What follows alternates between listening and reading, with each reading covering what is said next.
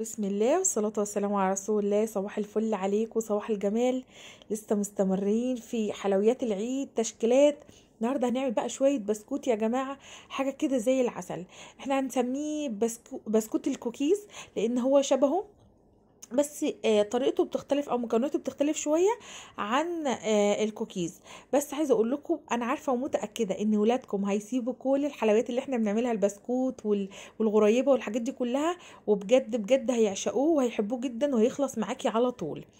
يلا بس نسمي الله ونصلي على رسول الله ونعمل لايك للفيديو، عشان اليومين دول انا بتعب كتير جدا والله في الفيديوهات، عشان انا اقول لكم الخلاصه. يعني بجد بجد الحاجه غاليه جدا والمقادير مكلفه، ومفيش استعداد، مش عشان خاطر مشاهدات او ان انا اكسب مشتركين او الكلام ده، اني اجازف بوصفه غير لما تكون كويسه. ما اقدرش اعمل معاكم كده، عشان انت هتطبقي الوصفه، فلو نجحت معاكي هتعجبك، فهتبقي فعلا بتثقي في مقاديري. ولو ما نجحتش معاكي لا قدر الله فهتبعدي عن القناه. فان شاء الله باذن الله تعالوا بس نسمي الله كده ونخش في مقاديرنا ان شاء الله. اول حاجه انا هجيب كوبايه سمنه. هو مقاديره بسيطة جدا وسهلة جدا، تقدري تعمليه في أي وقت، غير حتى يعني العيد. يعني انت بعد كده طول السنة إن شاء الله هتعمليه. دي كوباية سمنة عيرتها وهي سخنة، وبعد كده سبتها لما بردت خالص، مش سخنة قصدي يعني سايحة، وبعد كده سبتها لما جمدت زي ما انتم شايفين. وخدت كمان كوباية سكر إلا معلقة، يعني ما تخليهاش كوباية مليانة قوي عشان ما يسكرش معاكي قوي وما يفرش معاكي وانت بتعمليه.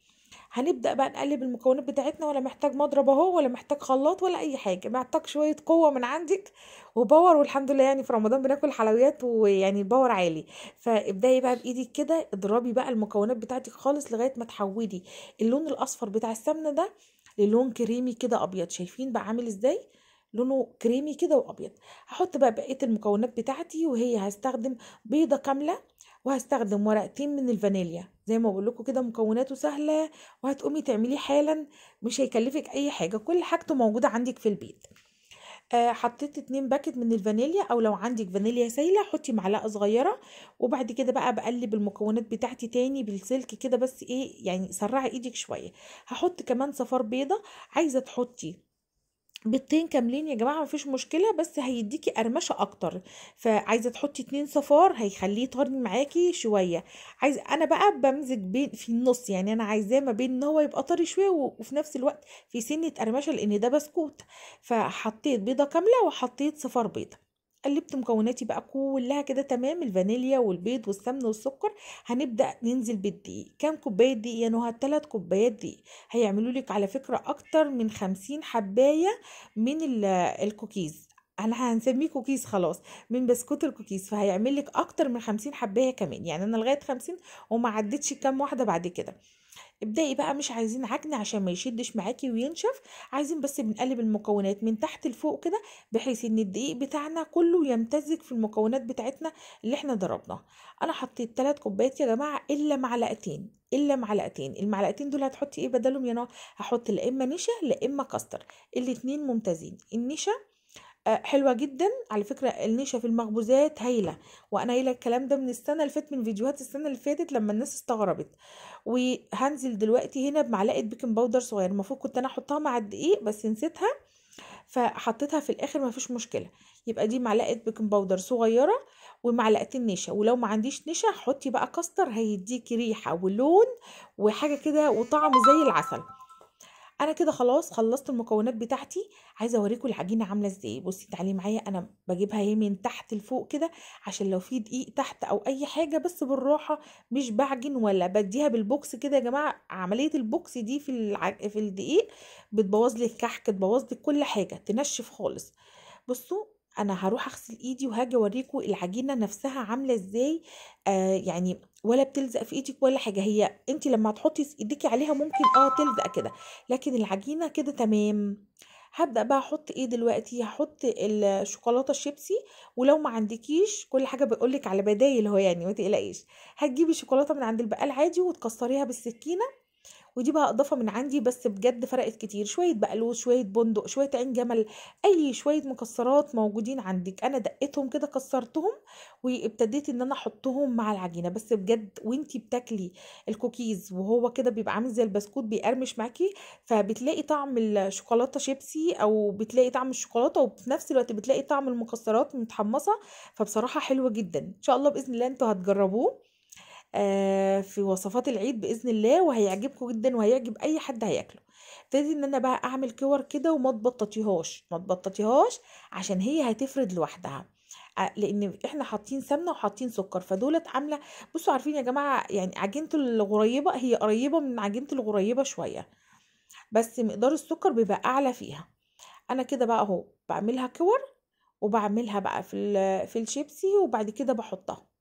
وزي ما قلنا لو ما عندكيش هتجيبي شوكولاته من عند البقال عادي جدا وتحاولي ان انت تكسريها بالسكينه حتت صغيره، وتبداي بقى ان انت تحطي كده على الوش بتاع البسكوت بتاعك اهو كوره اهي وحطيتها كده. بقى ايه هخلص الكميه بتاعتي كلها وهقول لكم هل هتطلع كام واحده. عدوا بقى معايا واحنا شغالين كده، بس انا هسرع شويه عشان خاطر ايه ما اطولش عليكم الفيديو، عشان عايزه اقول لكم اهميه يعني حاجات مهمه جدا في التسويه. التسويه دي بتفرق كتير، التسويه دي ممكن تنجح لك الوصفه وممكن لا قدر الله. فموضوع التسويه ده مهم جدا، فركزي معايا وانزلي اعملي لايك واعملي اشتراك في القناه لو اول مره تتابعيني. انا كده خلاص خلصت الكميه بتاعتي كلها وخلصت الصاج الابيض كله اهو. يعني لو عدينا 4 شوفي في كام صف هيطلعوا اكتر من 30 واحده في الصاج الاولاني. شايفين العجينه ناجحه ازاي؟ بصوا يعني حلوه جدا. هي احنا بس هنعمل خطوه اضافيه، ان انا هحط معلقه، انا قسمت العجينه نصين، هحط بقى معلقه كاكاو على العجينه بتاعتي. هنا العجينه هنا دي انا عارفه انها مش هتنفش زي التانية. ليه؟ لان التانية مظبوطه بالظبط. فاحنا دلوقتي انا اضطريت ان انا احط كاكاو عشان خاطر ولادي عايزين بالشوكولاته. فخلاص كده نسبه الدهون لا اما هنزود معلقه سمنه تاني عشان تسيح مننا وتفرد، لا اما اشتغلت عادي بقى. خلاص انا عارفه ان في النهايه ان هو كده كده طعمه هيبقى حلو، مفيش مشكله خالص، مش هيغير معاكي الطعم. هو الفكره ان احنا نسبه الدهون قلت فمش هيفرش معاكي. انا ابتديت بقى اهو خلصت الصاج ده. بصوا ما شاء الله كام واحده، يعني 4 اهو في 6. شوفوا قد ايه وشوفوا كام واحده، وفي صاج كمان صغير تاني زياده اهو. فما شاء الله يعني عمل لي كميه حلوه قوي السيرفيس اللي انتوا شفتوه في اول الفيديو. درجه الحراره ايه بقى يا نهى؟ درجه الحراره يكون الفرن متولع من قبلها من وانتي بتشتغلي، وهندخل على درجه حراره 180 مش هيكمل 10 دقايق يا جماعه.